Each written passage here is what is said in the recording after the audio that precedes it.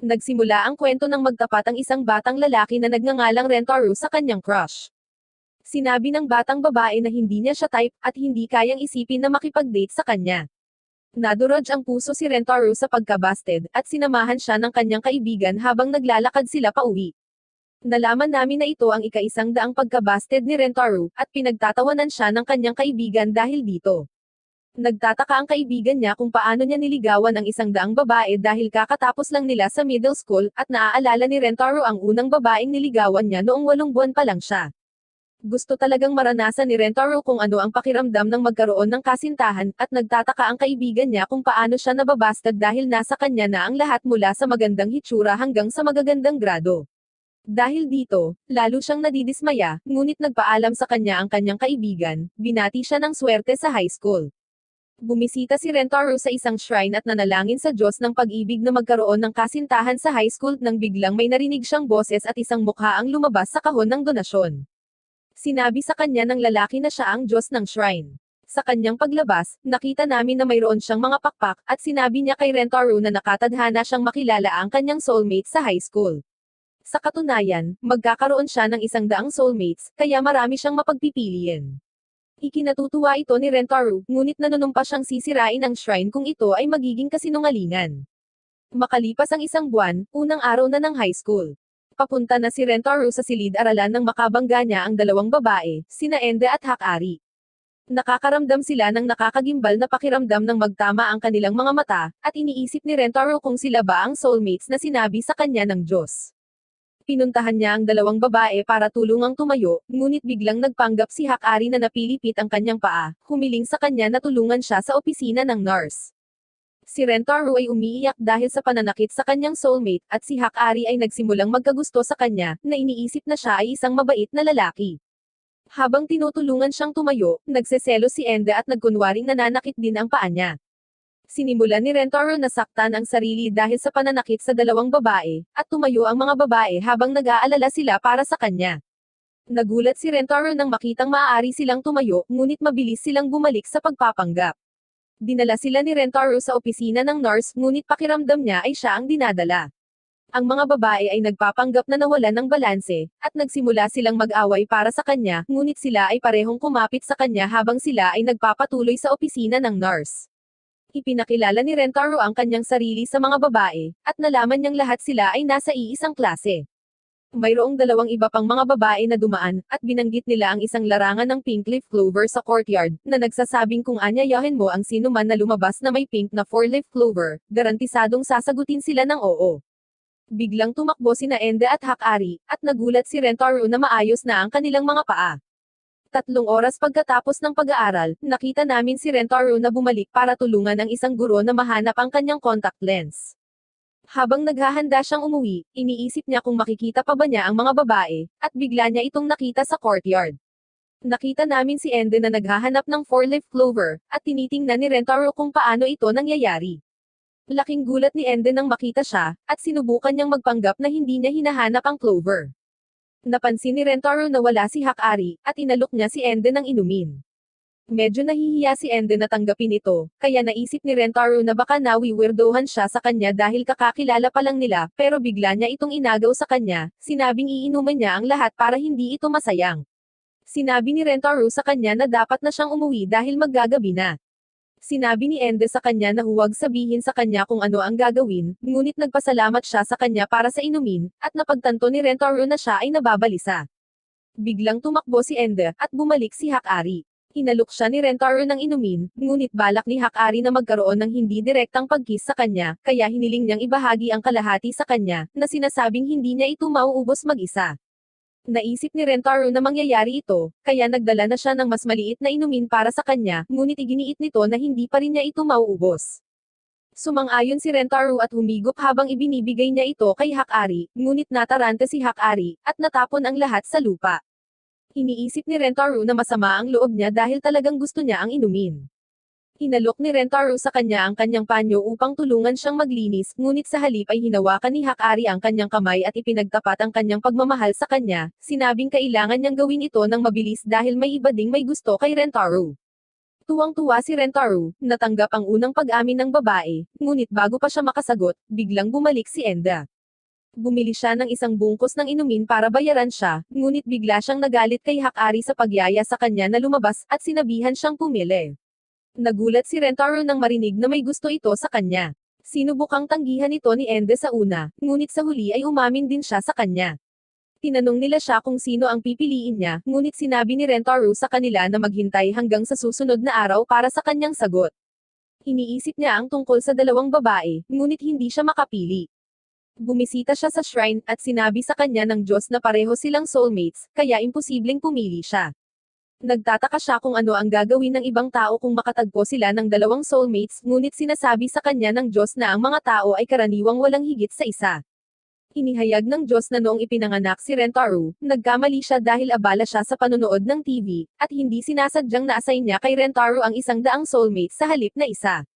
Iniisip ni Rentaro na siya ay tiyak na mapapahamak, ngunit binalaan siya ng Diyos na ito ay lalala lamang dahil kung ang isang tao ay hindi makakasama ang kanilang soulmates, sila ay masasawi dahil hindi nila makukuha ang mahal nila. Iniisip ni Rentaro ang tungkol sa isa sa mga babae na masasawi, kaya lalo lang nitong pinahihirapan ang kanyang desisyon. Gayunpaman, bigla siyang nakakuha ng ideya, iniisip na maaari niyang tanggihan silang dalawa at pagkatapos ay makipag-date ng paisa-isa nang di nila alam. Kinaumagahan, nakatagpo ng mga babae si Rentaro at nagulat sila nang makita siyang madungis, ngunit sa wakas ay sinagot niya na gusto niyang makipag-date sa kanilang dalawa. Laking gulat ni Ende sa narinig, at lumalabas na hindi niya kayang magsinungaling sa kanila, kaya ipinagtapat niya na mahal niya silang dalawa at gagawin niya ang lahat para sila ang maging pinakamasayang babae kailanman. Tatanggihan na siya ng mga babae, ngunit bigla niya silang binigyan ng kulay rosas na 4-leaf clover, na nalaman namin na ginugol niya ang buong magdamag na hinahanap ito. Kinukutya siya ni Ende dahil sa paniniwala niya sa pamahiin, ngunit ipinaalala ni Hakari sa kanya kung paano silang dalawa naniwala dito. Tumanggi si Ende na tumanggap ng 2-timing sa kanya, ngunit sinabi ni Rentaro sa kanila na nakuha niya ang mga bulaklak dahil nakita niya kung gaano kahirap ang mga ito sa paghahanap, kaya gusto niya lamang silang pasayahin. Hindi kinaya ng mga babae ang kanyang ginawa, at pumayag si Hakari na makasama siya, iniisip na ang pagtutiming sa kanya ay mas magiging masaya pa rin siya kaysa sa pagtanggi. Tumanggi si Ende na ibigay siya kay Hakari sa kanyang sarili, kaya pumayag din siya na makasama siya. Tinutokso siya ni Hakari dahil sa pagbabago ng kanyang isip, at nanumpa si Rentaro na pahalagahan silang dalawa, ngunit nagtataka siya sa iba pa niyang 98 soulmates. Kinabukasan, ipinahayag ni Rentaro kung gaano siya kasaya na sa wakas ay nagkaroon na siya ng kasintahan, ngunit sa totoo lang ay isang poste lang ang kanyang kausap. Dumating ang dalawang babae, ngunit nagulat si Ende kung bakit siya nakikipag-usap sa isang poste. Sinabi ni Rentaro na siya ay masyadong masaya, kaya hindi niya napigilan ang sarili, at sinabi sa kanya ni Ende na maaari niya itong kausapin, ngunit sa huli ay napahiya siya. Sinamantala ni Hakari ang pagkakataong ito, at hinawakan niya ang kamay ni Rentaro. Si Rentaro ay nalulula sa sensasyon, at si Ende ay nagsimulang magselos ngunit hinawakan niya rin ang kanyang kamay. Umaarte siya na parang hindi nag-e-enjoy pero masayang naglalakad silang tatlo. Pagdating nila sa paaralan, nakita nila ang isang lalaki na tumatakbo habang hinahabol ito ng vice principal. Itinuro ni Hakari na kilala siya sa pagiging mahigpit, at kung may makita siyang tumatakbo sa paaralan, hahabulin niya ang mga ito, at kung mahuli sila, bibigyan niya sila ng kiss. Iniisip ni Rentaro na magdudulot ito ng emosyonal na pinsala, at sinabi ni Hakari na ang vice principal ay dating star sprinter, kaya imposibleng makalayo sa kanya. Tinanong ni Hakari si Rentaro kung nakipag-kiss na ba siya sa sinuman, ngunit sinabi ni Rentaro na hindi niya ito ginawa dahil sila ang kanyang unang naging kasintahan. Nang marinig ito, napagtanto ni Hakari at Ende na kung sino ang unang kumilos ay makakakuha ng kanyang unang kiss. Ang tatlo ay magkasama sa lunch break, at habang si Ende ay ginulo ng isang pusa, si Hakari ay nagpakain ng egg roll kay Rentaro. Gusto niya ito kaya nagsimula siyang umiyak, at nagseselos si Ende. Ibinunyag ni Ende na gumawa siya ng cookies para sa kanya, ngunit kapag sinubukan niyang pakainin siya, nataman niya ang kanyang mata. Kinain ni Rentaro ang kanyang cookie, sinabi sa kanya na ito ay kamanghamanghang masarap, ngunit si Hakari ay kumuha ng Bucky snack. Nang buksan niya ito, nalaman niyang putol na ang mga dulo. Nagtataka si Hakari kung paano niya ito mapapakain nang hindi nadudumihan ang kanyang mga kamay, kaya't sa wakas ay pinapakain niya ito gamit ang kanyang bibig. Sa nakikitang malapit sa kanya, iniisip ni Rentaro na siya ay masyadong cute. Sinimulang kagatin ni Hakari ang merienda para mapalapit sa kanya. Sinubukan ni Ende na sumali, ngunit sa huli ay tinusok niya ang kabilang mata niya. Habang humaharang ang buhok ni Ende, naging sanhi ito ng pagbahing ni Rentaro, at nabasag niya ang kanyang Baki Snack kay Hakari. Napansin ni Ende na namumula ang mga mata nito, kaya nag-aalala siya na may sipon siya, ngunit bigla niya itong sinunggaban, sinabi sa kanya na maaari siyang gumaling sa pamamagitan ng pagpapasa nito. Sinubukan niyang ikis siya, ngunit hamarang si Hakari, sinabing hindi nila matiyak na mayroon itong sipon, kaya sinubukan niyang suriin ang temperatura nito sa pamamagitan ng kanilang mga labi, sinasabing tradisyon ito ng kanilang pamilya. Gayunpaman, pinigilan sila ni Ende at sinubukang himatayin si Rentaro upang maibigay niya ito sa kanya. Itinulak siya ni Hakari, at pareho silang galit sa isa't isa. Sa wakas ay napagtanto ni Rentaro na sinusubukan nilang ikis siya. Hindi sumasang-ayon si Ende dito, ngunit ang kanyang ekspresyon ay nagpapakita ng kanilang mga motibo. Natigilan si Rentaro nang malaman niyang gusto siya nitong ikis, kaya inalok niya itong ikis dahil kanina pa niya gustong gawin iyon, ngunit ipinaliwanag ni Hakari na kailangan niyang pumili kung sino ang una niyang ikikis, dahilan para mag-away na naman sila sa isa't isa. Gayunpaman, pinigilan sila ni Rentaro, sinabing mayroon siyang solusyon na plinano niya noong nakaraang araw. Dahil sa sobrang excited, marami siyang naisip kung paano sila papasayahin. Kaya para sa unang kiss, pananatilihin nilang misteryo kung sino ang unang ikikis, kaya pareho silang magkakaroon ng pagkakataon na maging unang kiss niya, at ituturing niyang una ang bawat kiss nila. Ang mga babae ay nag-aalala tungkol sa kung paano nila ito mapapanatiling misteryo, ngunit ipinaliwanag ni Rentaro ang kanyang plano, na kinabibilangan ng pagsusuot ng maskara at pagtatakip ng kanilang mga tainga. Gamit ang isang dice, random na tutukayan ng mga babae ang kanilang standing position, at ikikis niya sila nang hindi nalalaman kung sino ang kanyang kinis. Pagkatapos ay babalik siya sa kanyang orihinal na posisyon, at ang mga babae ay muling irarandomize ang kanilang mga posisyon, kaya sa huli, wala siyang ideya kung sino ang una niyang kinis. Sa tingin ni Hakari, magandang ideya ito, ngunit nag-aalala si Ende na may pagkakataong mandayo siya, kaya't inihayag ni Rentaro ang kanyang solusyon, na ang Pinky Promise na hindi sila mandayo. Sa tingin ni Ende ay kalokohan ito, ngunit nangako si Rentaro na magtutusok ng karayom sa kanyang mata kapag hindi niya natupad ang pangako. Sumang-ayon ang mga babae sa plano, at habang ginagawa nila ito, may bug zone ng hangin na nagangat sa palda ni Ende, at ang pusa ay biglang nagsimulang kumalmot dito. Iniisip ni Ende na si Rentaro ang kumakalmot sa kanya, at sa huli ay sinipa niya ito. Sinimulan niya itong suntoken, ngunit naalis ang kanyang headphone, at napagtanto niyang pusa iyon.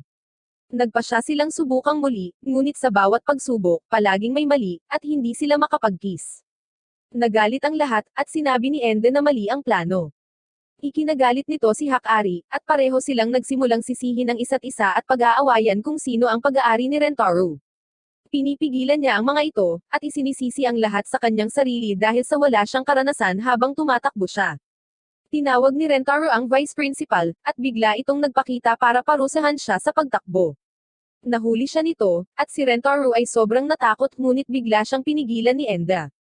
Nagkunwaring nakikita ni Hakari ang isang inspector ng paaralan, at nag-alala ang vice-principal nang marinig ito, kaya mabilis siyang gumapang palayo. Nagtataka ang mga babae kung bakit naging padalos-dalos si Rentaro, pero sinabi niyang dahil sa mahal niya silang dalawa at gusto niyang magkaayos sila, kaya mas gugustuhin niyang sirain ang unang kiss nito kaysa maging dahilan ng pag-aaway nila. Nang marinig ito, sinabi sa kanya ng dalawang babae na maaari niyang ikis ang isa, ayaw sayangin ang kanyang unang kiss. Nagulat si Rentaro dito pero masasabi ng mga babae na pareho silang mahal talaga siya. Niyakap silang dalawa ni Rentaro, at tila may ibang plano. Iminungkahi niya na maaari silang gumawa ng three-way kiss. Akala niya ay hindi na nila ito gagawin sa simula, ngunit kapag nakikita silang magkasundo, sa palagay niya ay makakabuti ito. Nahihiya ang mga babae sa pag-iisip na mag-kiss sa isa't isa, ngunit sa huli ay pumayag sila, at sa wakas ay nakuha ng tatlo ang kanilang unang kiss. Kinabukasan, nasa library ang mga babae at si Rentaro.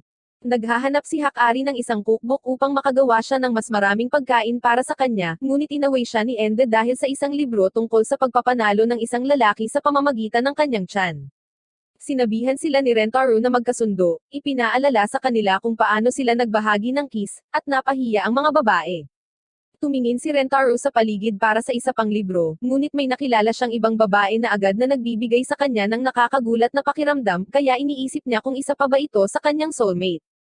Umatras ang dalaga, at nakita ni Rentaro na siya ang librarian. Hindi nagsasalita ang babae ngunit itinuro ang mga parirala sa kanyang libro upang makipag-usap sa kanya. Sa una ay nalilito dito si Rentaro, kaya sa tingin niya ay hindi sila dapat mag-usap sa library. Tinanong niya kung ano ang hinahanap niya, at sinubukan ni Rentaro ay action na naghahanap siya ng kwentong nakakatawa. Tinanong siya ng babae kung bakit hindi siya nagsasalita, at itinanong niya ang parehong bagay sa kanya. Humingi siya ng paumanhin at naghahanda na humingi ng tulong sa ibang tao, ngunit pinigilan siya nito, humihingi ng tulong sa kanya. Humihingi si Rentaro ng mga rekomendasyon sa kanya para sa isang romantic story na may magandang wakas, kaya nagsimula itong pumili ng ilang libro para sa kanya. Nagulat si Rentaro nang mapili niya ang napakadaming libro. Humingi ng paumanhin ang babae, na sinasabi sa kanya na piliin na lang ang mga gusto niya, ngunit sinabi ni Rentaro sa kanya na kukunin niya itong lahat dahil pinili niya ang mga ito para sa kanya. Sa pagpunta niya upang tingnan ang mga ito, lumalabas na ang kanyang library card ay hindi pa handa, kaya hindi siya maaaring humiram ng alinman sa mga libro, ngunit ang babae ay nag-aalok sa kanya ng kanyang sariling personal na libro. Masayang tinanggap ito ni Rentaro, at nagtataka siya sa pangalan nito. Ipinakita sa kanya ng babae ang kanyang ID, at nalaman namin na ang kanyang pangalan ay Shizuoka. Sa gabi, nagbabasa ng libro si Rentaro, at ito ay isang kwento tungkol sa isang prinsesa at sa kanyang kabalyero. Ang kabalyero ay nanunumpa ng kanyang katapatan sa kanya, kahit na pinoprotektahan siya mula sa isang dragon. Ang dalawa ay nagkakaroon ng damdamin para sa isa't isa, ngunit ang prinsesa ay may isinaayos na ikasal sa ibang prinsipe. Ang kabalyero ay nagmamadaling pumunta sa kanya, na nagnanais na magkaroon ng isang paraan para sa kanila na hamanin ang kanilang mga kapalaran. Naiiyak si Rentaro sa kanila, ngunit nagtatapos ang kwento sa isang cliffhanger. Kinabukasan, pinasalamatan ni Rentaro si Shizuoka para sa aklat, at napagtanto niyang dinala nito sa kanya ang pangalawang aklat. Tuwang-tuwang tinanggap ito ni Rentaro, ngunit sa tingin niya ay kailangan niyang gumawa ng paraan para mabayaran siya. Bumili siya ng inumin para sa kanya, at nagsimula silang mag-usap tungkol sa libro sa labas. Sinabi sa kanya ni Shizuoka na ito ang paborito niyang libro, at humanga si Rentaro kung gaano niya ito kakilala dahil makakahanap siya ng anumang pariralang gagamitin ito para makipag-usap, ngunit natutuwa lang si Shizuoka na hindi siya nakikita ito na kakaiba, na nagpapakita na hindi pa niya ito nakikita na nagkaroon ng tunay na kaibigan. Nang marinig ito, nakakuha ng ideya si Rentaro, at hiniling niyang hiramin muli ang kanyang unang libro. Kinabukasan, nakita naming dinala ni Shizuoka ang pangatlong aklat para kay Rentaro, ngunit hindi nagpakita si Rentaro kahit makalipas ang ilang araw. Habang naglalakad si Shizuoka sa paligid ng paaralan, napansin niya si Rentaro kasama sina Hakari at Enda. Napansin nila kung gaano siya inaantok at sinabi niyang naging abala siya sa gabi. Ang mga babae ay nag-iisip tungkol sa kung ano ang maaari niyang gawin, ngunit si Rentaro ay patuloy na humikab. Bigla siyang kinis ni Hakari, sinabing binibigyan niya siya ng enerhiya. Niyakap siya ni Rentaro, na tinatawag siyang kanyang anghel, ngunit sinabi ni Ende na marami rin siyang lakas na ibibigay sa kanya. Lumapit siya para ikis siya ngunit nauwi sa pag-headbutt sa halip. Napagtanto ni Shizuoka na mayroon siyang kasintahan, at naisip niyang masyado siyang abala para magbasa. Iniisip ni Shizuoka kung paano siya nakita ng ibang mga babae na kakaiba sa paraan ng kanyang pagsasalita, at kung paano iniisip ng kanyang ina na siya ay isang kakaiba, na nagmamakaawa sa kanya na magsalita ng normal. Sa tingin niya ay walang sino man ang may oras na makipag-usap sa isang tulad niya. Ngunit nakita namin si Rentaro na hinanap siya, na nagsasabi na sa wakas ay mababayaran niya ito sa pagpapahiram sa kanya ng kanyang mga libro. Hinikayat niya itong mag-install ng app sa kanyang telepono, at ipinahayag na gumawa siya ng kopya ng unang aklat. Ipinakita ni Rentaro sa kanya kung paano piliin ang mga salita at i-play ito bilang isang boses. Alam ni Shizuoka na hindi kailanman inilabas ang ebook, kaya mano-manong na-type ni Rentaro ang buong libro. Ipinaliwanag ni Rentaro na kapag nakipag-usap siya sa libro, hindi sila nag-usap ng harapan dahil palagi niyang tinitingnan ang libro.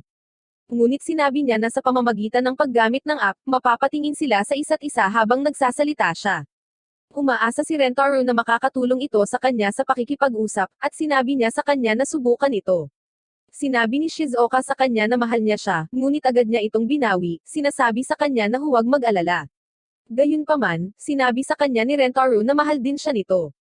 Iniisip ni Shizuoka na sila ay nakatadhana na hindi magkasama, ngunit sinabi ni Rentaro na malalampasan nila ito kahit na ito ang kanilang kapalaran.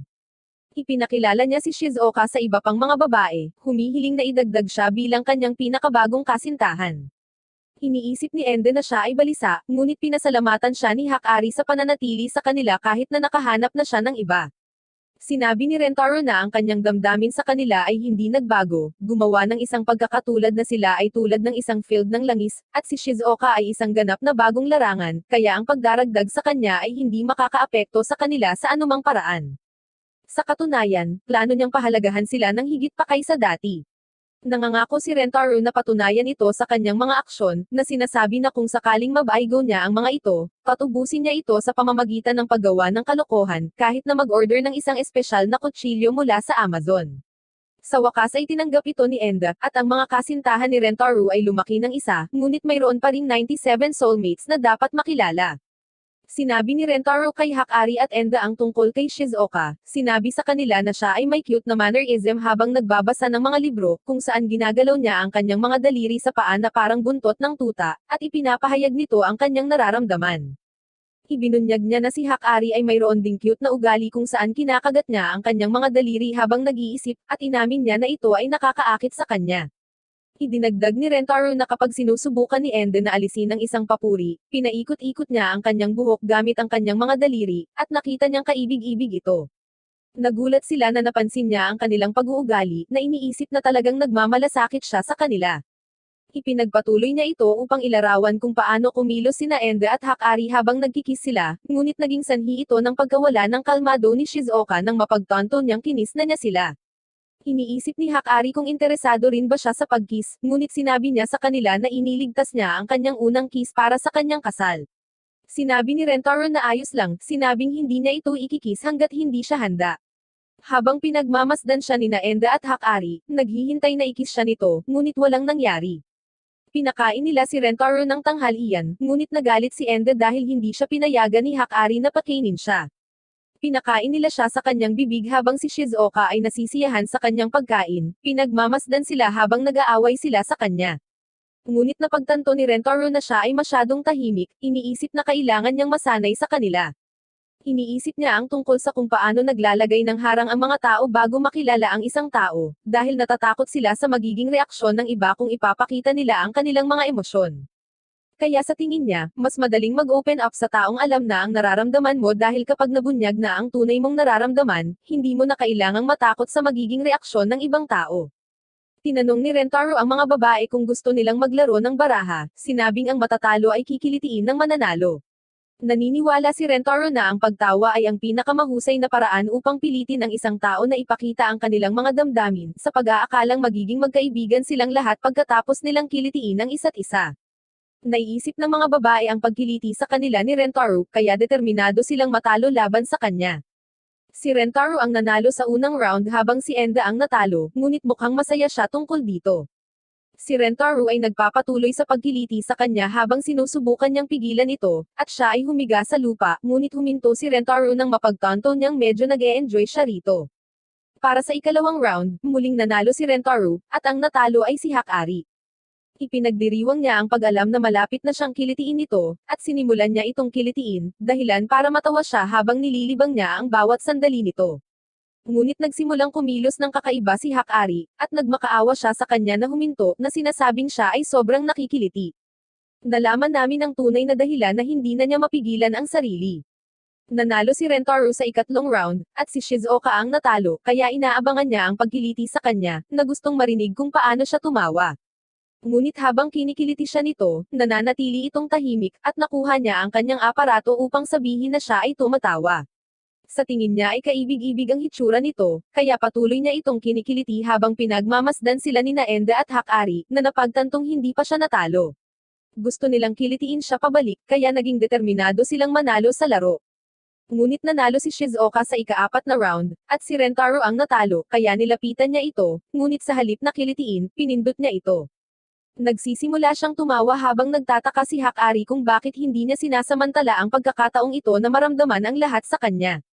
Iniisip ni Hakari na naaakit siya sa mahiyain na pag-uugali ni Shizuoka, at iniisip ni Hakari kung paano niya ipinagmamalaki ang kanyang pinakamahusay na mga tampok upang makuha ang kanyang atensyon, na nakikita ang kanyang sarili bilang isang poser.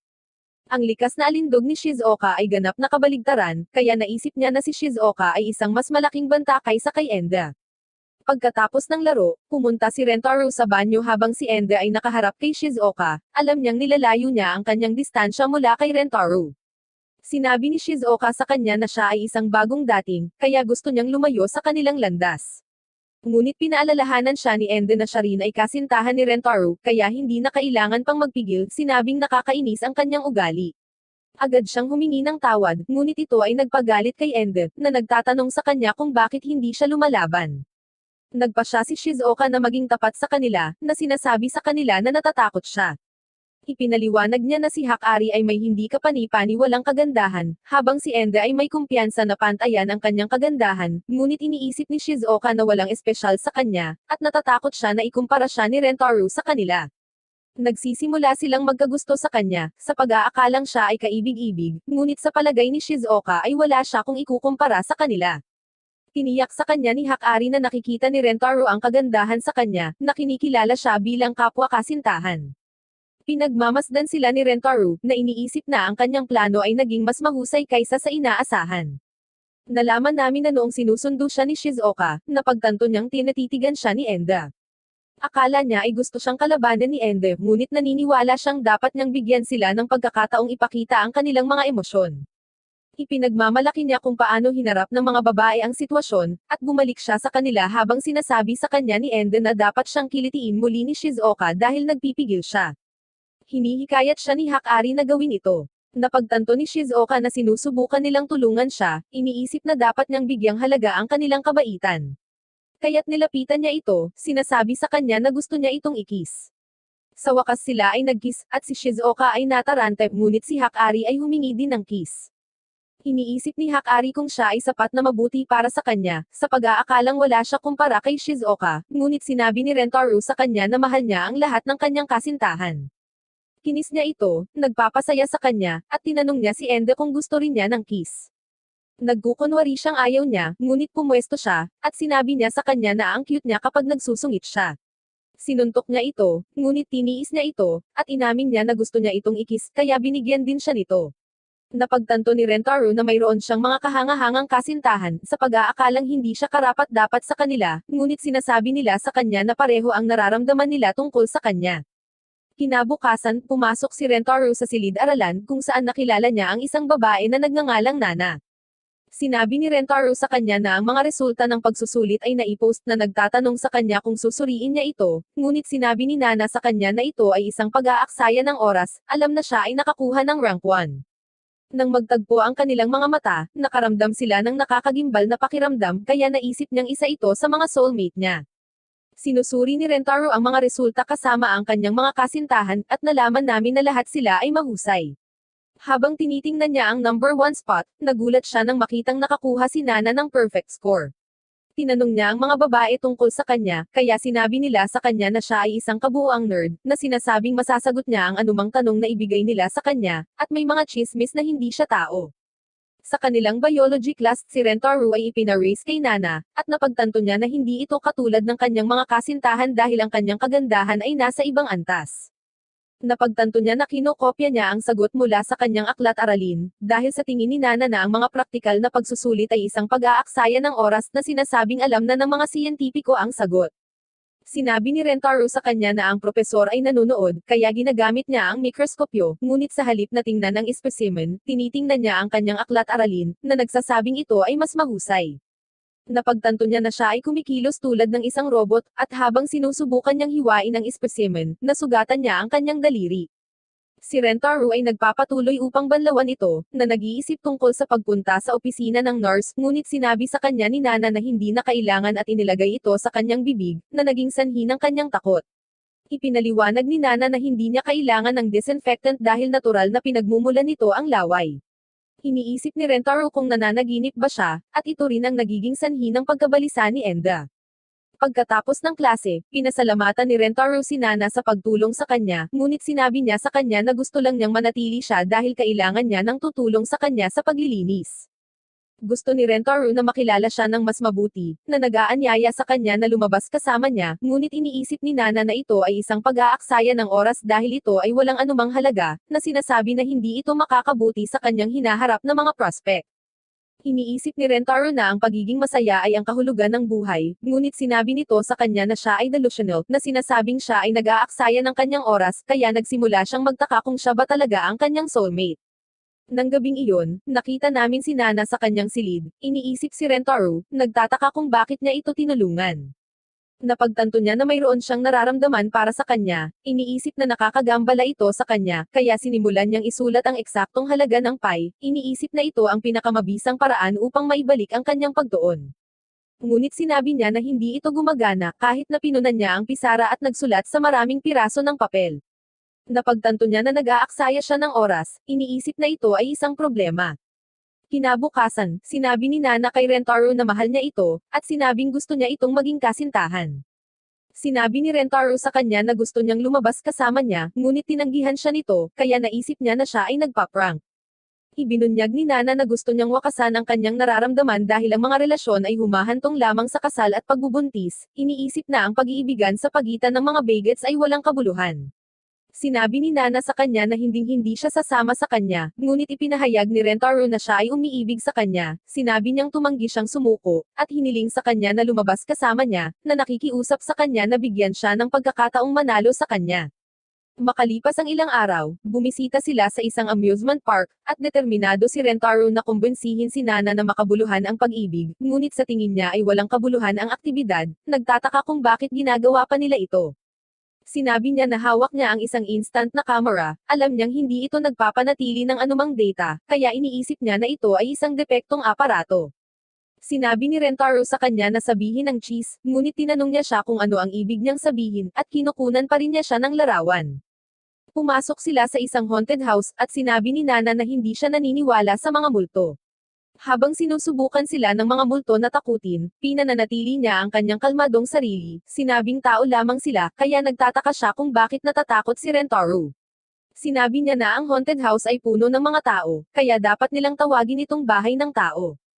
Habang nakasakay sila sa mga higanteng teacups, naisip niya na ang sino mang lumikha ng rides ay nababalisa, nagtataka kung bakit pumila ang mga tao para umikot-ikot, at sa tingin niya ay nilikha ito para mag-brainwash ng mga tao.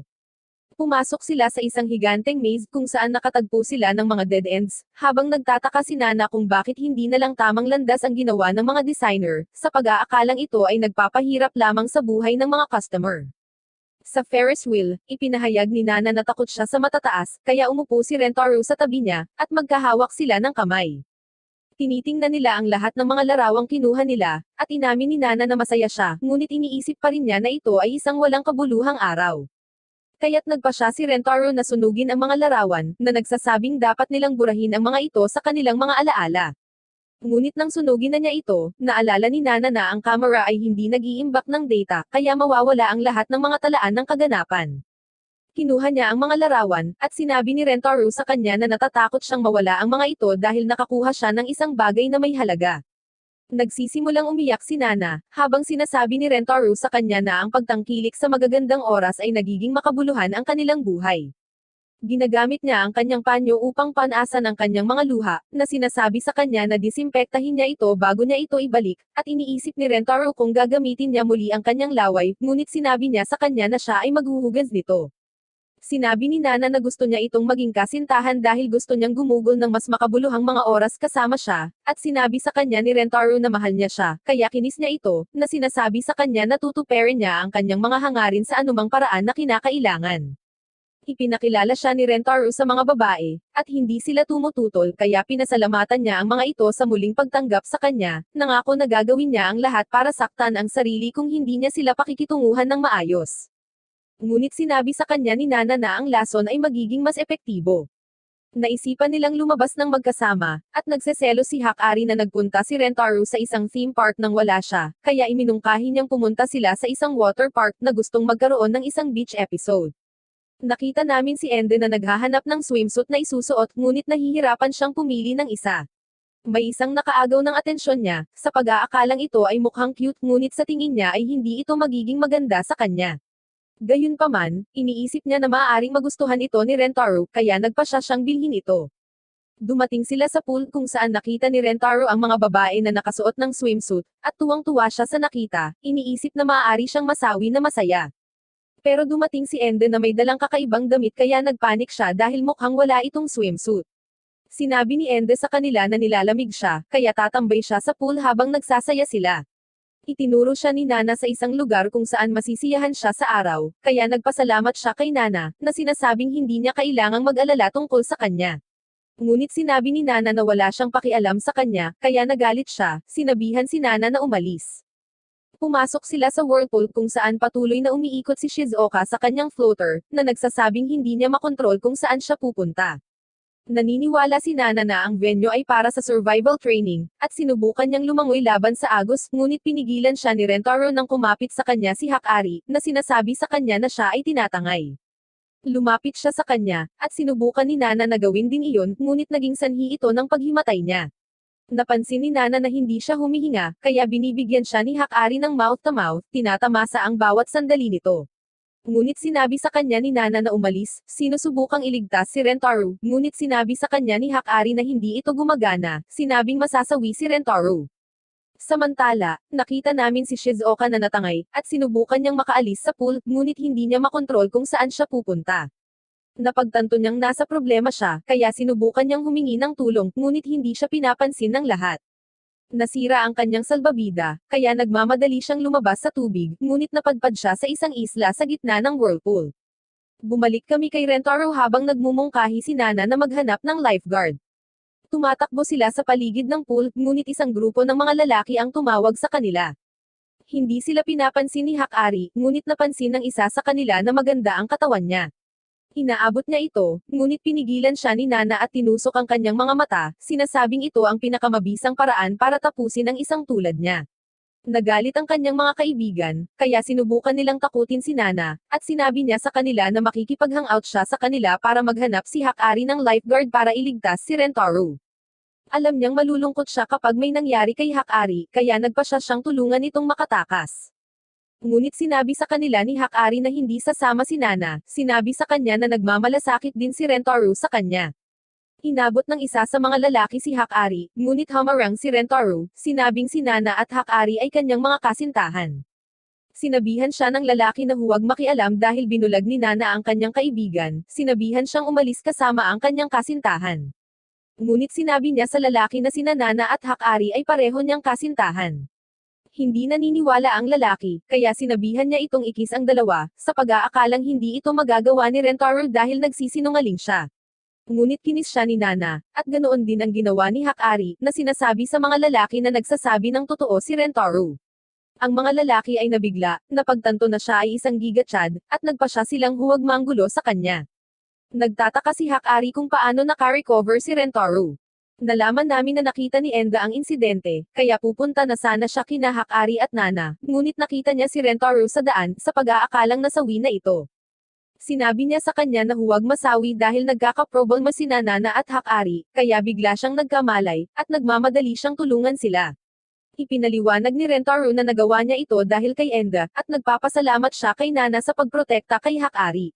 Iniisip ni Nana na mas mahalaga si Hakari kaysa sa kanya, ngunit sinabi ni Rentaro sa kanya na huwag ilagay ang kanyang sarili sa panganib, at napagtanto niya na nagmamalasakit din siya sa kanya.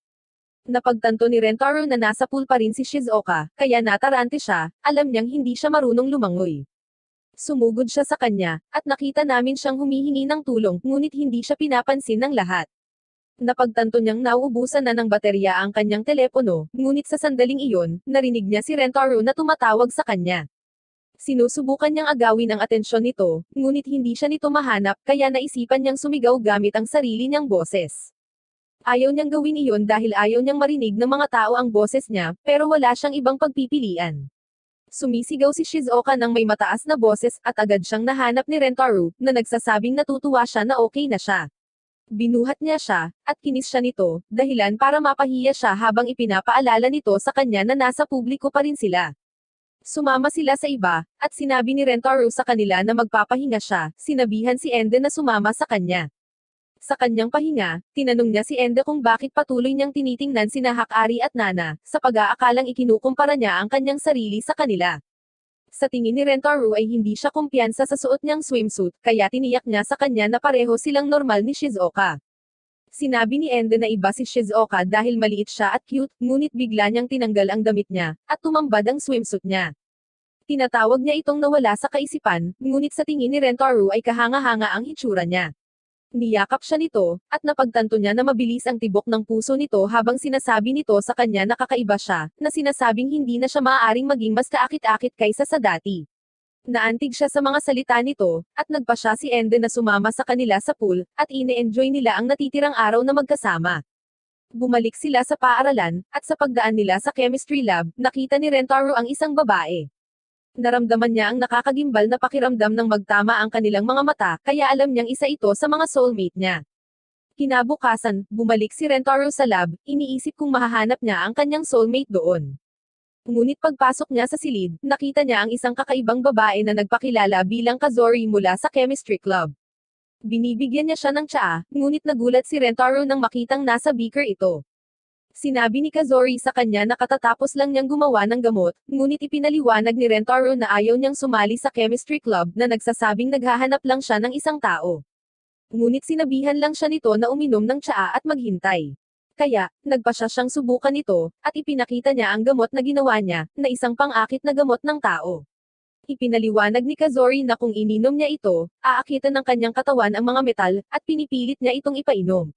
Nagsisimulang kumilos ang kanyang katawan na parang magnet, at humanga siya na posible nga ito. Ngunit binabalaan niya siya tungkol sa side effect ng gamot na nagsasabing siya ay magiging constipated sa loob ng 3 araw. Nagpa siya si Kazori na subukan ang kanyang teorya, na nagpapakita na mayroon siyang gamot na may kabaligtaran na pole, at ininom niya ito, na naging sanhi ng pagkaakit ng kanyang katawan sa kanya. Sinabi ni Kazori sa kanya na ang magkasalungat ay umaakit, ngunit napagtanto niya na ang pang-akit ay masyadong malakas, kaya hindi siya makalayo. Ngunit pinananatili niya ang kanyang kalmadong sarili, alam na ang epekto ay tumatagal lamang ng 10 minuto. Sinabi ni Kazori sa kanya na kailangan niyang umihi, kaya nagsimulang magpanik si Rentaro. Pero sinabi ni Kazori na okay lang dahil naka-diaper naman siya. Umiihi siya sa kanyang mga lampin, at sa wakas ay nawala ang epekto. Ibinunyag niya na gusto niyang lumikha ng mga bagong gamot na inihayag na marami na siyang nagawa sa mga ito. Napagtanto ni Rentaro na nagsisimula na itong magkaroon ng damdamin para sa kanya, at alam na niya ang tungkol dito dahil pinainom siya nito ng love potion nang dumating siya. Ibinunyag niya na 9 love siya sa kanya sa unang tingin, ngunit sumukha siya, na nagsasabing gusto niyang tanggalin ang love potion. Nagtataka si Kazori kung bakit hindi gumana ang love potion, iniisip na dapat ay ayaw talaga siya nito, kaya nagsimula siyang umiyak, nagtatanong sa kanya kung hindi niya ito type. Ngunit sinabi ni Rentaro sa kanya na ayaw niyang may tulong ng isang potion kapag tinanggap niya ang kanyang nararamdaman. Nagsisimulang kumilos ng kakaiba si Rentaro, at alam niyang sinusubukan ng kanyang katawan na tanggihan ang gamot, kaya sinabihan siya nitong uminom ng neutralizer. Ngunit siya ay nanginginig, kaya nagpa siya siyang ibigay ito gamit ang kanyang bibig. Ang kanyang katawan ay gumaling, ngunit siya ay nawala ng pag-asa, alam na ang epekto ng love potion ay nawala. Sinabi ni Rentaro sa kanya na gusto pa rin niya siya, na naging sanhi ng pagkalito sa kanya, at nakiusap siya sa kanya na lumabas kasama niya, na sinasabing gagawin niya ang lahat ng gusto niya. Ang kanyang buhok ay biglang nagsimulang tumubo, at ang kanyang katawan ay nagbabago, na nagpapakita na siya ang soulmate na nakita niya sa lab. Ipinaliwanag ni Kazori na uminom din siya ng neutralizer habang binibigay niya ito sa pamamagitan ng bibig na inihayag na nagbago siya sa isang bata dahil nagtrabaho siya sa isang nabigong immortality na gamot. Ngunit sinabi niya na maaari lamang niyang mapanatili ang kanyang kasalukuyang anyo sa loob ng 1 oras. Inihayag ni Kazori na siya ang presidente ng chemistry club at ang kanyang kasalukuyang anyo ay may mahinang paningin at mahabang buhok, kaya mas gusto niyang gawin ang kanyang pananaliksik bilang isang bata. Hindi makapaniwala si Rentaro na isa siya sa mga soulmate niya, at pumayag siyang lumabas kasama niya. Ipinakilala ni Rentaro si Kazori sa iba pa niyang kasintahan, at hindi siya nakatanggap ng anumang negatibong reaksyon. Pero sinabi niya sa mga ito na mahilig siya sa gamot, kaya iniisip ni Ende kung ayos lang siya. Ipinaliwanag ni Rentaro na siya ay mas matanda sa kanila at siya ay maliit dahil sa isang gamot, kaya naisip ni Ende na si Kazori ay isang taong mahilig sa gamot. Ibinunyag niya na mayroon siyang gamot para tumulong sa pagpapalaki ng asset ni Ende, ngunit siya ay nabalisa. Kaya, nag-aalok si Kazori na bigyan siya ng iba pang mga gamot upang mapabuti ang kanyang sarili, ngunit lalo siyang nagalit, tinanong si Kazori kung bakit niya ito ginagawa. Inihayag niya na sinabi sa kanya ni Rentaro ang tungkol sa kanyang kawalan ng kapanatagan. Pinahirapan siya ni Ende, ngunit sinabi ni Kazori kung gaano niya ito kamahal, kaya agad itong humingi ng tawad. Binigyan ni Kazori si Hakari ng gamot para sa pagpapaganda, na sinasabing ito ay magiging mas kaakit-akit sa kanya. Sa tingin niya ay mapapahusay nito ang kanyang mga assets, kaya nagpa siya siyang inumin ito, ngunit napagtanto niya na siya ay pawis na pawis, at ang kanyang mga damit ay natutunaw habang ipinapaliwanag ni Kazori na walang mas mainit kaysa sa kanyang kasuotan sa kaarawan. Binibigyan siya ni Rentaro ng mga damit, at inamoy niya ito, alam niyang sinuot niya iyon. Nag-aalala si Hakari na maaari rin itong matuno, ngunit tiniyak ni Kazori na isang beses lang gumagana ang gamot, kaya ligtas ang mga damit ni Rentaro. Binigyan ni Kazori si Shizuoka ng isang gamot na naging sanhi ng kanyang paglaki ng mga tainga ng kuneho. Nakita ito ni Rentaro na cute, at sinimulan niya itong hawakan, na nagpapasaya sa kanya. Binibigyan ni Kazori si Nana ng gamot na pangkontrol sa buhok na nagbibigay sa kanya ng kakayahang gamitin ang kanyang buhok tulad ng mga dagdag na armas. Ginagamit ito ni Nana upang sunggaban si Rentaro, at kinis niya ito, na sinasabing gusto niya ang gamot dahil pinapataas nito ang kanyang kahusayan.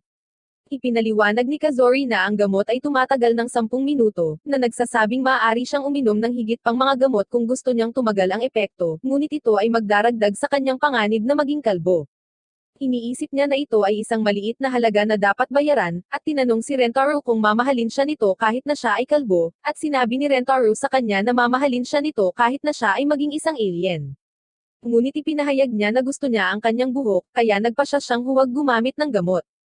Sinabi ni Kazori sa kanila ang tungkol sa kanyang pangarap na sumali sa isang research team para makagawa pa siya ng mas kamanghamanghang mga gamot, ngunit naramdaman niya ang pagnanais na umihi, na sinasabing gagamitin niya ang kanyang mga diaper. Ngunit sinabihan siya ni Rentaro na gumamit ng banyo.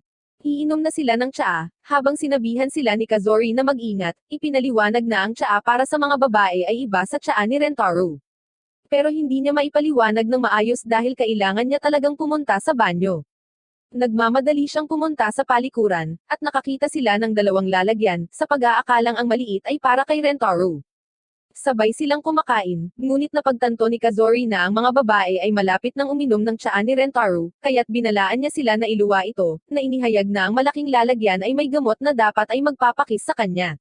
Pero sinabi ni Rentaro sa kanya na ikikis niya siya kahit hindi siya nakainom ng gamot. Masaya siyang marinig ito, at kinikis na niya ito. Ngunit bigla siyang hinawakan ni Enda, itinapon nang mapagtanto niyang gusto siyang ikis ng mga babae. Nagsimula silang kumilos tulad ng mga zombie, at napagtanto ni Kazori na siya ay nagkamali, sinabihan si Rentaro na tumakbo dahil ang mga babae ay nakakaranas ng side effect ng gamot. Ipinaliwanag niya na hindi ito ligtas para sa mga babae dahil ang mga babae ay mayroon ng matinding pagnanais na kumis sa mga lalaki, kaya ang gamot ay naging sanhi ng pagkawala ng kontrol sa kanila, dahil ang pagnanais na kumis ay napakalakas na ito na lamang ang natitira sa kanilang isipan. Ito kahit papaano ay nagbibigay sa kanila ng sobrang lakas. Tinatawag niya silang kiss zombies, binalaan si Rentaro na ikikis nila siya ng panghabang buhay pero mukhang okay lang siya dito. Ipinaliwanag ni Kazori na kailangan nila ang gamot na nagbabalik ng gamot bago kumalat ang gamot, or ang kanilang mga personalidad ay mabubur magpakailanman. Nalaman namin na may 1 oras lang si Rentaro para makuha ang gamot habang tinutulak siya ng mga ito, na nagbabalak na ikis siya hanggang masawi. Tumakas sina Kazori at Rentaro, habang nagmumungkahi si Kazori na pumunta sa chemistry lab upang makahanap ng lunas. Ngunit habang tumatakbo sila sa paligid ng campus, hinaranggan ng mga zombie ang kanilang dinadaanan, kaya naghanap si Kazori ng isang bagay na magagamit niya laban sa kanila, at nakahanap siya ng gamot na nakakatunaw ng mga mukha. Ngunit sinabihan siya ni Rentaro na huwag gamitin ito, sinabi na dapat silang lumihis. Ngunit habang tumatakas sila, humarang ang vice principal, at natakot si Kazori, kaya ginamit niya ang gamot na nakakatunaw sa mukha sa kanya. Ngunit pinoprotektahan ng make-up ng vice principal ang kanyang mukha, at sinabi niya sa kanila na malapit nang mabunyag ang kanyang tunay na anyo. Ayaw niyang may makakita sa mukha niya kaya gumapang siya. Habang sila ay patuloy na tumatakas, ang mga zombie ay nakabuo ng isang plano, at sila ay naghiwalay, na nagpaplanong palibutan si Rentaro. Napagtanto ni Rentaro na siya ang kanilang target, iniisip na makakahanap ng lunas si Kazori nang wala siya. Kaya, sinabi niya sa kanya na magtungo sa lab habang kinukuha niya ang kanilang atensyon. Habang hinahabol siya ni Shizuoka, bigla siyang natapilok, nataman ang ulo niya, at nag-alala si Rentaro. Kaya dinala niya siya sa infirmary kung saan minsan niya itong ginagamot, ngunit napagtanto niyang isa pa rin siyang zombie. Ibinaba niya ito, paulit-ulit na kinikis. Alam niyang nagkamali siya, sa pag-aakalang tapos na ang lahat para sa kanya, ngunit naalala niyang mawawala ang pagkatao nito kapag hindi siya nakahanap ng lunas. Kaya't itinulak niya siya, at napigilan niya ito, na nangangakong pagagalinggan siya. Si Rentaro ay patuloy na tumakbo palayo, ngunit inilunsad ni Ende si Hakari sa kanya, na naging sanhi ng kanyang pagkabagsak. Pinipigilan nila siya, at sinimulan nila siyang ikis habang iniisip niya kung paano siya makakatakas. Nakikita niyang nagtatalo ang mga ito, napagtantong hindi pa rin sila nagbabago, kaya pinagkis niya ang isa't isa, at nagsimula silang mag-away. Napagtanto ni Rentaro na talagang mahigpit silang magkasintahan dahil araw-araw silang nag-aaway. Natutuwa siyang makita ito, ngunit naalala niya na kailangan pa niyang makahanap ng lunas. Kaya tumakbo siya palayo, ngunit pagpasok niya sa lab, nakita niya si Nana sa loob at nagtago sa loob ng locker, iniisip na kailangan lang niyang bumili ng oras para makahanap si Kazori ng lunas. Nakita niya siya sa locker, habang isiniwalat ni Kazori na nakita siya ni Nana bago siya makapasok sa lab, kaya nagpa siya siyang magtago doon, at hindi siya makahanap ng daan palabas. Napagtanto niya na alam ni Nana ang tungkol sa kanilang plano, iniisip na ang kanyang katalinuhan ay ginagawa siyang banta sa kanila.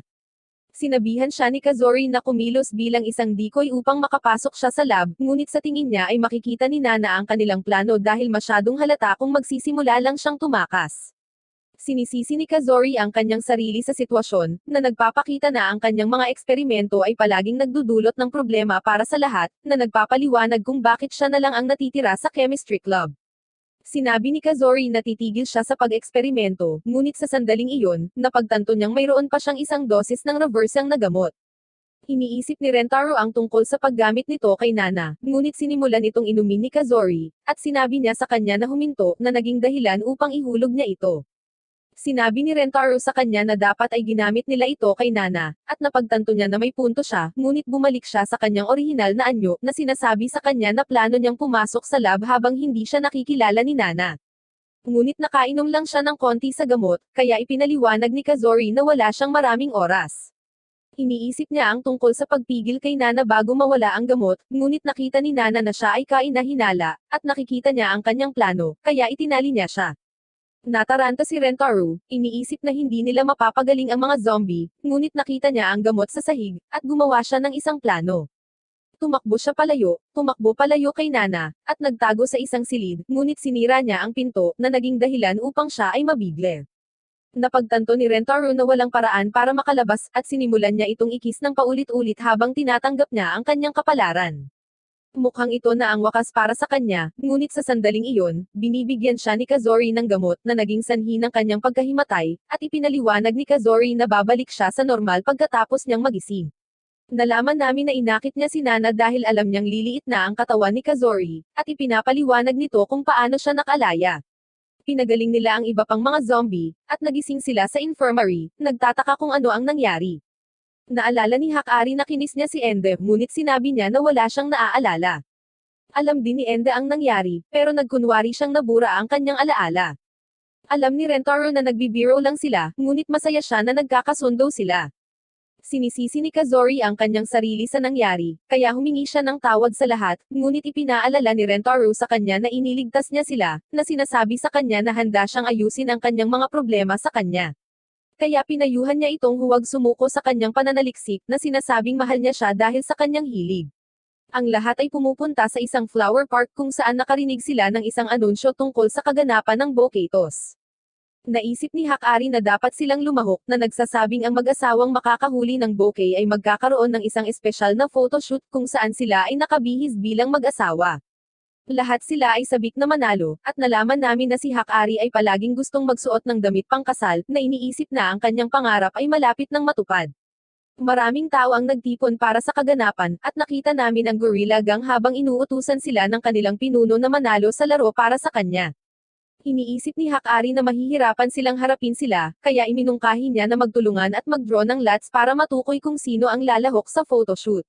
Naisip ni Rentaro na dapat manatili si Shizuoka dahil napakaliit niya, para tuluyan siyang lamunin ng karamihan. Si Kazori ay handang lumahok sa laro, kaya uminom siya ng gamot na nagpapahintulot sa kanya na bumalik sa kanyang orihinal na anyo. Napansin ni Rentaro na may bandila ang grupo, kaya gumawa siya ng isa para sa kanyang koponan, na tinawag silang Pamilya Rentaro. Magsisimula na ang laro, at ipinaliwanag ng tagapagbalita na ipinagbabawal ang pisikal na pag-atake laban sa ibang mga kalahok. Ipinakilala niya ang lahat sa espesyal na panauhin ng kaganapan, at nakita namin na ito ang vice principal. Sinabi niya sa lahat na gusto niyang umalis ang bokeh sa kapaligiran dahil ayaw niyang may maging masaya. Nagsisimula ang laro, at inihagis niya ang bouquet ng may hindi kapani-paniwalang puwersa. Sinusundan ito ng lahat, habang napapansin ni Rentaro na lumilipad pa rin ito, sa pag-aakalang hindi ito lalapag. Nakikita namin ang mga miyembro ng Gorilla Gang na umaatake sa iba pang mga kalahok, habang sinasabi ng kanilang pinuno na hindi sila gumagamit ng karahasan, na nagsasabing ang gang ay nagsasanay lamang, kaya hindi nila nilalabag ang mga patakaran. Sumang-ayon ang announcer sa kanya, at itinapon niya ang mga miyembro ng kanyang gang, gamit ang mga ito para patumbahin ang mga tao. Malapit nang matamaan si Hakari, ngunit pinoprotektahan siya ni Ende, sinabing sasali siya sa gang para makilahok sa kanilang pagsasanay. Nakipagbuno siya sa pinuno, sinasabi sa lahat na haharapin niya siya para makapag-focus sila sa pagkuha ng bouquet. Nagsisimula itong bumagsak kaya ginagamit ng mga miyembro ng gang ang kanilang mga bandila upang lumikha ng isang hindi kapani-paniwalang hangin na nagiging sanhi ng pagbabago ng direksyon nito. Mukhang mananalo na ang Gorilla Gang, ngunit sa sandaling iyon, nakita namin si Shizuoka sa hangin, at nalaman namin na nakatayo siya sa tabi ng mga may hawak ng bandila, kaya inilunsad siya pataas ng malikha ang wind vortex. Nakuha niya ang bouquet, ngunit malapit na siyang mahulog sa kanyang kasawian, kaya sinubukan siya ng mga babae na mas alo. Iniisip ni Rentaro na magkakaproblema sila dahil masasaktan sila kapag nabangga niya ang mga ito, ngunit tumalbog siya sa kanilang mga assets, na nagpapahintulot sa mga ito na tanggapin ang impact, at nasalo siya ni Rentaro bago siya bumagsak sa lupa. Ang pamilyang Rentaro ang nanalo sa kaganapan, at nagsimula silang bumunot ng lot para matukoy kung sino ang sasali sa photoshoot. Nalaman namin na may plano si Hakari, at minarkahan niya ng maliit na hiwa ang winning stick, ngunit sa palagay niya ay masyadong kainahinala kung babunutin niya ang unang stick. Kaya plano niyang maghintay na matapos ang turn ng isang tao bago siya kumilos. Naniniwala siya na magiging madaling target si Nana dahil nahuhumaling siya sa kahusayan, kaya malamang nakukunin niya ang stick na pinakamalapit sa kanya. Inilagay ni Hakari ang winning stick sa pinakamalayong posisyon, at sinabihan niya si Nana na kumuha ng isa, ngunit ipinaliwanag niya na magiging mas mahusay kung lahat sila ay bubunot ng sabay-sabay. Kaya nasira ang plano ni Hakari, napagtanto na minaliit niya si Nana, ngunit sa huli ay nanalo pa rin siya, kaya tuwang-tuwa siya, alam niyang malapit nang magkatotoo ang kanyang pangarap. Nakita niya si Kazori na umiiyak dahil gusto niya talagang sumali sa photoshoot, kaya sinabi sa kanya ni Hakari na maaari siyang pumalit sa kanya, at nagpapasalamat si Kazori para dito, ngunit nagbago ang kanyang isip, sinabi niya na gusto niyang dalawa sa kanyang mga paboritong tao ang makasama sa larawan. Sinabihan ni Hakari ang lahat na sumali, at kumuha sila ng litrato ng magkasama. Nagpasalamat siya kay Rentaro sa pagtupad sa kanyang pangarap, ngunit sinabihan niya itong makipaghiwalay sa kanya, at hindi siya nagbigay ng anumang paliwanag. Kinalaunan sa araw na iyon, iniisip ni Rentaro kung ano ang mali sa kanya, at gusto niya itong kausapin, ngunit napagtanto niyang iniwan na niya sila. Sinubukan niyang tawagan siya, ngunit hindi ito sumasagot, kaya nagpa siya siyang hanapin ang kanyang bahay, at ipinahayag na ang kanyang address ay nakasulat sa sober na ipinadala niya sa kanya. Nalaman namin na nakatira siya sa isang mansyon, at tinawag siya nito, ngunit sinabihan siya ni Hakari na tumahimik nang may dumating na bantay, na iniisip kung saan nanggaling ang ingay. Nagawa niyang magtago, at nakatanggap siya ng tawag mula sa hindi kilalang numero. Napagtanto ni Rentaro na ito ay si Hakari, at sinabi nito sa kanya na hindi na niya ito mahal, ngunit alam niyang nagsisinungaling siya, na nagsasabing hindi siya aalis hanggat hindi niya nalalaman ang totoo. Kaya sinabi niya sa kanya na ang kanyang ina na si Heaven ay tutol sa kanilang relasyon dahil marami itong kasintahan. Ipinaliwanag niya na kinuha ang kanyang telepono, at aalis na siya sa bayan, sinabing gagamitin ni Heaven ang kanyang pera para makuha ang gusto niya, kaya naisip ni Hakari na hindi siya makakasama. Biglang dumating si Heaven, at kinuha niya ang telepono, sinasabi sa kanya na layuan si Hakari habang nagbabanta siya na paalisin siya. Pinigilan siya ng isang gwardya, kinikilala siya bilang dating kasintahan ni Hakari, at sinabihan siyang sumuko dahil hindi niya ito makakasama. Nakita naming lumalayo si Rentaro, iniisip na walang espesyal sa kanya, kaya hindi niya deserve na makasama si Hakari. Ngunit nakakita siya ng 4-leaf clover, at naalala niya ang mga sandaling kasama niya ito, kaya determinado siyang bawiin siya. Nang gabing iyon, tinalakay niya ang sitwasyon sa mga babae, sinabi sa kanila na plano niyang pumasok sa mansyon para kunin siya, ngunit iniisip nila na hindi siya magtatagumpay dahil napakayaman ni Heaven, kaya hindi siya makakatakas mula sa kanya. Alam ni Rentaro hindi siya magkakaroon ng pagkakataon, ngunit determinado siyang pasayahin si Hakari, sinabi niyang handa niyang ipagsapalaran ang lahat para sa kanya. Ipinaliwanag niya na itutuloy niya ang kanyang plano, na sinasabi sa kanila na hintayin siyang bumalik, ngunit sinabi nila sa kanya na mahal nila siya, kaya handa silang samahan siya sa kanyang plano. Sinusubukan niyang kausapin ang mga ito, alam niyang mapupunta lang sila sa gulo, ngunit napagtanto niyang mahal nilang lahat si Hakari, kaya determinado silang lahat na iligtas siya. Pumunta sila sa mansyon, at plano ni Rentaro na maghagis ng bola para agawin ang atensyon ni Hakari, ngunit hindi niya nataman ang bintana, at nawala ang bola. Nakita ni Enda ang isang pusa na naglalaro dito, at sinubukan nilang habulin ito habang papunta ito kay Nana. Sa palagay ni Nana, ang pinakamabisang paraan upang harapin ito ay ang i-disable ito sa pamamagitan ng isang sipa, ngunit pinigilan ni Rentaro ang pusa, at narinig nila ang papalapit na gwardya, kaya nagtago sila sa likod ng isang puno. Lumapit sa kanya ang pusa kaya sa tingin niya ito ang naging sanhi ng kaguluhan, ngunit hindi na nila mabawi ang bola kaya wala na silang choice kundi pumunta sa kwarto ni Hakari. Nakikita nila ang pinto ng alagang hayop sa pasukan, at kinokolekta ni Nana ang mga bato mula sa hardin, gamit ang mga ito upang buksan ang pinto. Nalaman namin na natukoy niya ang lokasyon ng lock mula sa hugis ng pinto, at inilunsad niya ang mga bato ng may kamanghamanghang katumpakan, na nagpapahintulot sa kanya na i-unlock ang pinto. Sinabi ni Nana sa kanila na pumasok sa mansyon, ngunit napansin ni Rentaro na nasugatan ang kanyang hinlalaki, kaya ginamo ni Enda ang kanyang sugat, iniisip kung ano ang nangyari dito.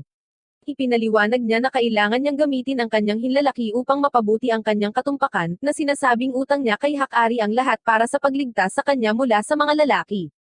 Pumasok sila sa mansyon, ngunit may nakita silang guard dog na papalapit, kaya nagpasya silang umatras ngunit napagtanto nilang naiwan si Shizuoka. Sa tingin niya ay tapos na ang lahat para sa kanya, kaya sinabi niya sa lahat na umalis nang wala siya. Nilapitan siya ng aso, ngunit sinimulan siya nitong dilaan habang ipinaliwanag ni Nana na ang mga aso ay may likas na hilig na protektahan ang mahihinang nilalang, at si Shizuoka ay napakahina kaya nakalimutan ng aso ang tungkulin nitong protektahan ang mansyon. Iniisip ni Rentaro na hahabulin sila ng aso kapag nakapasok na sila, kaya nagmungkahi si Nana na sabihin kay Shizuoka na tusokin ang mga mata nito, ngunit ipinakita sa kanila ni Kazori ang isang potion, na nagpapakita na maaari nitong patulugin ang mga hayop. Ibinigay niya ito kay Shizuoka, sinabihan siyang gamitin ito, ngunit nauwi siya sa pag-inom nito dahil nakalimutan ni Kazori na sabihin sa kanya kung paano ito gamitin. Nakatulog siya, ngunit dinilaan ng aso ang gamot mula sa kanya, na naging dahilan upang makaramdam ito ng antok. Pumasok sila sa isang koridor, at sumama sa kanila ang pusa, na nag-trigger ng alarma. Kaya't ang mga gwardya ay nagmamadali sa lokasyon, ngunit pinamamahalaan nilang makatago, at kinuha ng mga gwardya ang pusa, na pagtatanto na na-activate nito ang mga sensor. Iniisip ni Nana na hindi sila lalagpas sa koridor dahil kakailanganin nila ng infrared na salaming decolor para maiwasang ma-trigger ang alarma, ngunit isiniwalat ni Kazori na nagdala siya ng infrared vision eye drops, at nagpasya si Rentaro na gamitin ito. Ipinaliwanag ni Kazori na wala siyang makikita kundi ang mga sensor habang nasa ilalim ng epekto nito. Sinabi sa kanya ni Enden na naghulog siya ng isang sobra at sinabi ni Nana na naka-address ito sa isang dayuhang pangkat ng pananaliksik, na napagtanto na pinaplano niyang ipadala ang mga eye drops bilang isang kalakip sa kanyang aplikasyon. Ngunit sinabi ni Kazori sa kanila na mas mahalaga si Hakari kaysa sa research team. Nag-transform ang mga mata ni Rentaro, na nagpapahintulot sa kanya na makita ang mga sensor, ngunit sa palagay niya ay imposibleng daanan ang mga ito dahil ang mga sensor ay nasa lahat ng dako. Napagtanto niya na may bukas na malapit sa kisame, ngunit masyadong malawak ang koridor para umakyat ang isang tao sa tuktok. Iminumungkahi ni Nana ang pagkuha ng dalawang tao upang magtrabaho ng magkasama, ngunit sinabi niya na lahat sila ay mga babae, kaya sa tingin niya ay mahirap silang itugma para kay Rentaro dahil hindi nila kayang pantayan ang kanyang lakas. Ngunit napagtanto niya na si Enda ay isang eksepsyon, kaya itinali niya ang mga ito, sinabi sa kanila na isynchronize ang kanilang mga paggalaw upang makalampas sa mga sensor. Nakarating sila sa tuktok at tinahak nila ang dulo ng koridor habang sinabi ni Rentaro kay Enda na dumudulas na ang kanyang damit. Ngunit nakikita namin na ang kanyang ulo ay nakadikit sa kanyang tiyan, na nagiging sanhi ng kanyang pakiramdam. Nakarating sila sa kabilang panig, at sinabi ni Rentaro sa iba na hintayin sila sa labas. Nakita nila ang kwarto ni Hakari, kaya binuksan nila ang pinto, at nakita nila itong nakatingin sa kanilang group picture. Ngunit sa sandaling iyon, ang alarma ay na-trigger, dahil napagtanto ni Rentaro na hindi nila dapat binuksan ang pinto. Napagtanto nila na napapaligiran sila ng mga gwardya, at dinala sila kay Heaven, na nagsabi sa kanila na hindi niya sila itatapon dahil kaibigan sila ni Hakari. Sinabi sa kanya ni Rentaro na papasayahin niya si Hakari, ngunit hindi siya naniniwala sa kanya, inihayag na siya ay 13 taong gulang nang ipanganak niya si Hakari. Ipinaliwanag ni Heaven na ang lalaking mahal niya ay masasawi sa sakit, at gusto niyang maipanganak ang kanyang anak bago ito masawi, kaya sumailalim siya sa artificial insemination sa murang edad. Alam niya na siya ay gumawa ng isang walang ingat na hakbang, iniisip na ito ay tumatakbo sa kanyang dugo, kaya iniisip niya na si Hakari ay gagawa ng mga katawa-tawa na bagay para sa pag-ibig. Matapos masawi ang kanyang kasintahan, binuhay niyang mag-isa si Hakari, at kahit na masaya siya sa pagkakaroon ni Hakari sa kanyang buhay, napagtanto niyang hindi na mapapalitan ang kanyang kasintahan. Ayaw niyang maranasan ni Hakari ang paghihirap na dinanas niya, kaya gusto niyang lumayo si Rentaro, sa pag-aakalang hinding-hindi nito madadali ang kaligayahan ni Hakari. Ang kwento ni Heaven ay nagpaiyak kay Rentaro, na nagsasabing ayaw niyang magduse si Hakari tulad nito. Sa sandaling iyon, ang epekto ng eye drop ay nawawala, na nagpapahintulot sa kanya na makita si Heaven. Nang magtagpo ang kanilang mga mata, nakaramdam sila ng nakakagimbal na pakiramdam, at napagtanto niyang isa rin ito sa kanyang soulmate. Agad na umibig si Heaven sa kanya, hinihiling na lumabas siya kasama niya, at nakita siya ni Ende na isinasaalang-alang ito, kaya ipinaalala niya sa kanya na si Heaven ay ina ni Hakari. Ipinaliwanag ni Heaven na nagbibiro lamang siya, na sinasabi sa kanya na hinding-hindi niya hahayaang magpatuloy ang relasyon nila ni Hakari. Pero sinabi ni Rentaro na hinding-hindi siya susuko dahil gusto niyang mapasaya si Hakari. Hindi naniniwala sa kanya si Heaven, kaya naglabas siya ng isang lie detector, na sinasabing dapat itong maihayag kung gaano siya hindi tapat. Ngunit hindi ito pinagkakatiwalaan ni Rentaro, kaya nagpa siya silang subukan ito kay Ende habang ipinaliwanag ni Heaven na hindi siya kumbinsido kung gagamitin niya ito sa kanyang lalaki. Tinanong niya si Ende tungkol sa sukat ng kanyang asset, at sinabi niya na halos mayroon siyang mga C-sides, ngunit ipinahayag ng lie detector na nagsisinungaling siya. Ipinaliwanag ni Heaven na nakakakita ito ng kahit katiting na kasinungalingan. Kaya sabi ni Ende na B-side siya, pero nagsisinungaling pa rin. Nagalit siya, inamin na A-size lang ang mayroon siya, at kinukumpirma nito na nagsasabi siya ng totoo. Nagtataka si Heaven kung mahal niya si Rentaro, at sinabi niya na mahal niya ito, ngunit ipinakita nito na nagsisinungaling siya, kaya nalungkot si Rentaro, iniisip na binabangungot siya. Sinusubukan ni Ende na ipaliwanag kung gaano niya ito kamahal, ngunit patuloy itong tinatawag na sinungaling, kaya pakiramdam ni Rentaro ay malapit na siyang masawi. Sinabi ni Ende na mahal talaga niya ito higit sa anupaman, at ipinapakita nito na nagsasabi siya ng totoo, kaya agad itong gumaling. Nagpa siya siyang subukan ang makina, sinabing mahal na mahal niya si Ende, at kinukumpirma nito na nagsasabi siya ng totoo. Naniniwala si Heaven na pinagkakatiwalaan niya ngayon ang makina, kaya tinanong niya ito tungkol sa kanyang nararamdaman para kay Hakari. Sinabi ni Rentaro sa kanya na papasayahin niya si Hakari, na nagsasabing handa siyang masawi para sa kanya, at kinumpirma ng lie detector na nagsasabi siya ng totoo. Hindi makapaniwala si Heaven na tapat siya sa kanyang mga kasintahan, alam niyang 5 sila, at ipinaliwanag niya na hindi siya nagtitiwala sa resulta. Sa sandaling iyon, dumating ang isang maid na nagsasabing tatapusin na ni Hakari ang kanyang sariling buhay. Nagbanta si Ende na babaliin ang leeg ni Heaven, at nataranta si Rentaro, sa pag-aakalang seryoso siya, ngunit sinabi niya sa kanya na iligtas si Hakari, na sinasabing hihintayin niya itong bumalik para sa kanya. Kaya, tumakbo si Rentaro habang sinusubukang kumawala ni Heaven, ngunit pinigilan siya ni Ende, na sinasabing ginagawa niya ito para kay Hakari. Samantala, nakita namin si Hakari habang papatalon na siya sa gusali, ngunit dumating si Rentaro, sinabihan siyang tumakas kasama niya. Alam niya na kailangan nilang magpatuloy sa pagtakbo kung makatakas sila, sa pag-aakalang malalagay ito sa problema dahil sa kanya. Sinabi ni Rentaro sa kanya na ayaw niyang malungkot siya, at ipinaliwanag niya na hindi siya magiging masaya kung masawi siya, na nagsasabing ayaw niyang mabuhay nang wala siya. Sinabi ni Rentaro sa kanya na mahal niya siya, kaya gusto niyang manatili siya sa kanya, at sinabi ni Hakari sa kanya na ganoon din ang nararamdaman niya. Nahulog siya sa huli, kaya sinugod siya ni Rentaro, sinalo siya sa tamang oras, ngunit alam niyang nasa masamang posisyon siya. Sinabi ni Hakari sa kanya na bumitaw, ngunit tumanggi siya, at nahuhulog silang dalawa. Bago sila tumama sa lupa, nagawa niyang sip-in ang pader, at napunta sila sa fountain. Ang mga babae ay sumugod sa kanila, ngunit si Shizuoka ay malapit ng malunod, kaya't iniligtas siya ni Kazori, na nagtataka kung ano ang kanyang iniisip. Natutuwa si Heaven na makitang okay na sila, napagtanto na handang isakripisyo ni Rentaro ang kanyang buhay para iligtas si Hakari. Napagtanto niya na siya ay isang lalaking may paninindigan sa mga salita. Sinabi ni Heaven sa kanya na alagaan si Hakari, at napagtanto niya na isinasapanganib niya ang lahat para protektahan ang kanyang anak, kaya naisip niya na ito ay isang mahusay na tao. Nangako siyang paligayahin si Hakari, ngunit sinabi niya kay Heaven na gusto rin niyang maging masaya siya, at pumayag siyang lumabas kasama niya.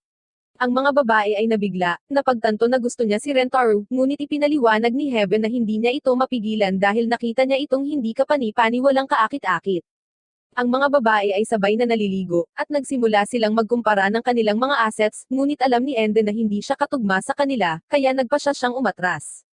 Nakita niya si Rentaro sa kanilang silid, ngunit sinabi niya sa kanya na ang kanyang tiyan ay nakikita, at naalala niya ang oras na dumapo ang kanyang ulo dito. Inakusahan niya itong sinadya yung gawin, ngunit sinabi ni Rentaro sa kanya na nag-aalala siya tungkol sa kanya, kaya kailangan niyang gawin ang lahat upang maiwasan itong mahulog. Sinabi ni Ende sa kanya na nahihiya siya, kaya gusto niyang makabawi sa kanya. Ipinatong niya ang kanyang ulo sa kanyang tiyan, at nasiyahan siya sa sandaling iyon, ngunit biglang sumama sa kanila si Kazori, kaya nagkunwari silang nagpupush up.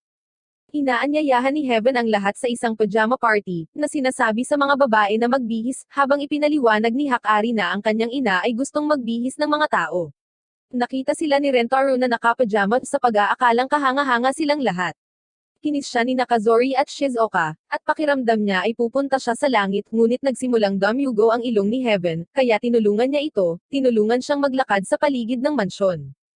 Sinabi ni Heaven sa kanya na siya ay masyadong matanda para matuwa, ngunit sinabi ni Rentaro sa kanya na maaari silang magsaya ng magkasama, at sinabi ni Heaven sa kanya na hindi na niya ito mapipigilan, na nag-aanyaya sa kanya na pumunta sa kanyang silid.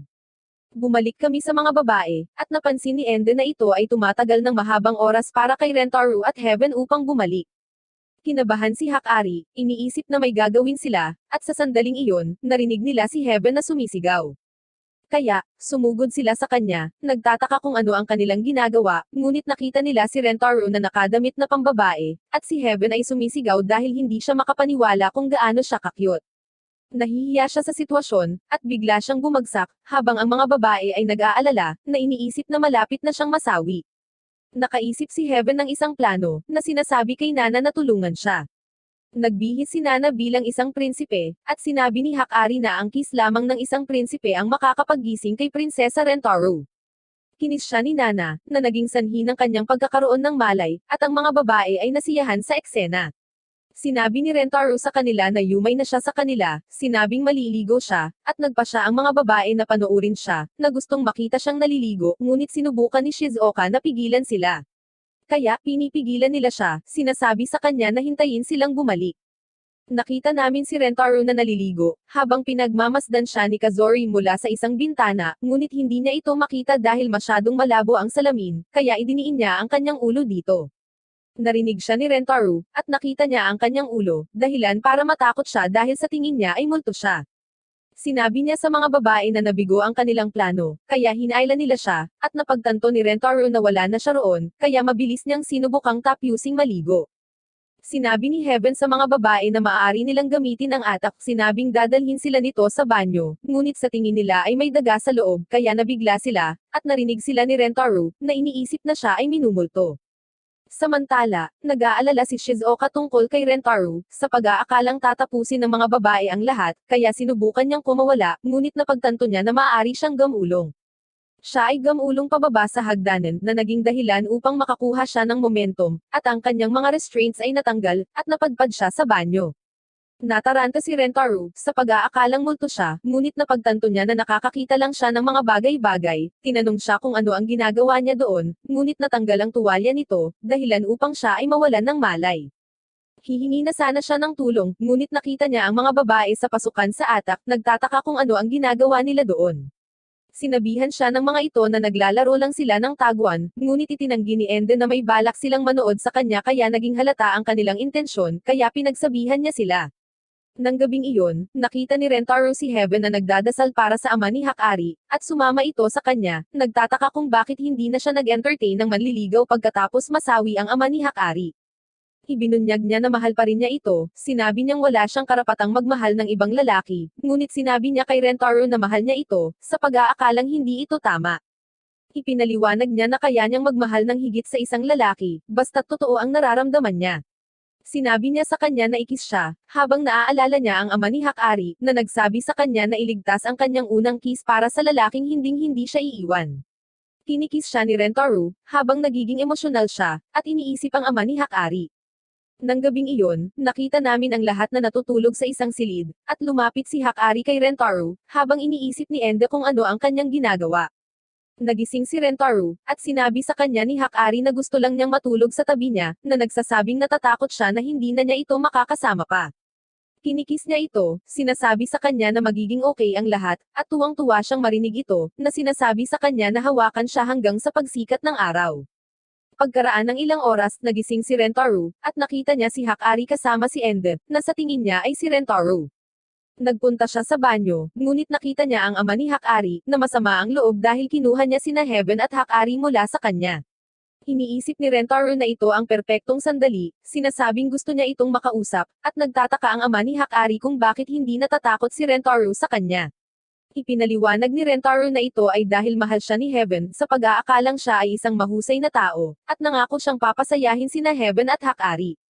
Ibinunyag niya na 16 na taon na niyang binabantayan ang mga ito, at pinasalamatan niya si Rentaro sa pagbubukas ng puso ni Heaven, na sinasabing mabubuhay siya ng payapa kung mananatili si Rentaro sa tabi niya.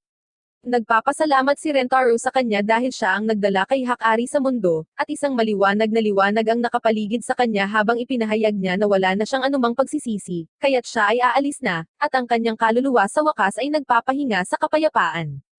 Kinabukasan, si Rentaro at ang mga babae ay pumasok sa paaralan, ngunit sa panahon ng asembleya, nagulat sila nang makitang si Heaven ang naging bagong tagapangulo upang makita niya si Rentaro araw-araw. Sa kanilang lunch break, pumunta siya sa mansyon ni Heaven, ngunit napagtanto niyang wala siya roon, kaya nagmadali siyang pumunta sa rooftop, at nakita niya itong kasama ang iba pang mga babae, napagtanto na lahat sila ay naghihintay sa kanya. Sinasabi nila na mahal nila siya, at sumama siya sa kanila, na nangangakong papasayahin niya sila.